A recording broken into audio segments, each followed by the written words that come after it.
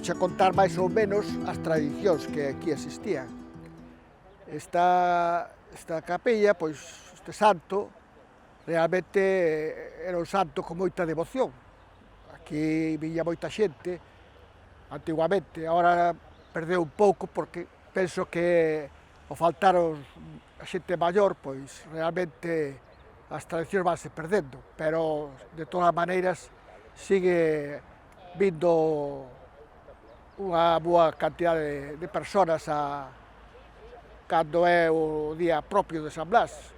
O día propio é o día 3 de febreiro, pero aquí sempre hubo a tradición de que se o día 3 cuadraba en sábado, chamábanlle San Blas o Pequeno, e logo pasábase ao domingo seguinte a facer a festa do San Blas o Grande, porque realmente como a xente naqueles tempos traballaba, aproveitábase a ocasión para facer a pequena festa, que eran pequenas festas naqueles tempos, e logo pois aproveitábase para facela o domingo.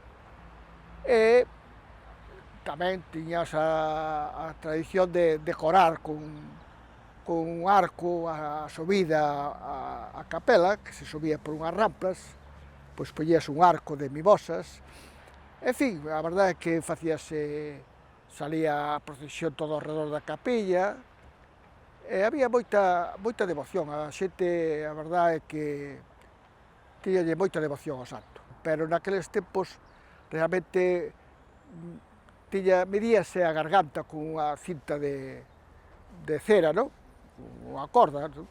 Medíase, dependendo, había persoas que a mellor dabanlle 2 ou 3 voltas, eso dependendo da... E a xente, pois, levaba eso como recuerdo, ou algunhas queimaban algo, era como unha vela moi finiña, non? Queimaban na capela, e eso, pero eso realmente agora xa non se leva eso. A xente agora foi cambiando, quizá posiblemente culpa a mellor dos curas que non levan esa gestión adiante, non? Porque van cambiando, modernizándose, pois agora usan outras cousas como figuras de cera, cousas así, a mellor bendicen pan, e todas esas cousas, pero naqueles tempos era outra tradición moi diferente, non levábase de outra maneira. Para la garganta, sí. Hasta bendecían las rosquillas y las llevábamos, o las rosquillas o el pan mismo también, y lo llevábamos todo a aquel lado. Y el día que aquelaban medían a la garganta para eso, mucha gente venía como yo. Yo sinceramente venía porque sabía que San Blasiño me daba mucho y así tengo esta voz bonita.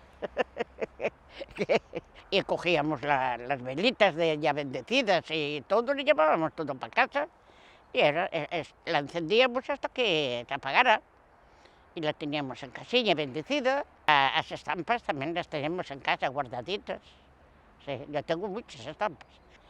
Entonces pasábamos do pañinho eu ainda teño unha casa jardado que é bendecido por San Blasiño, e a veces indo ao cuña e digo, mira, San Blasiño, estou aquí.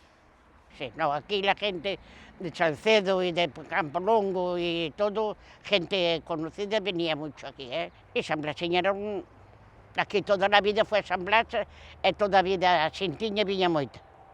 La verdad non ten un camino.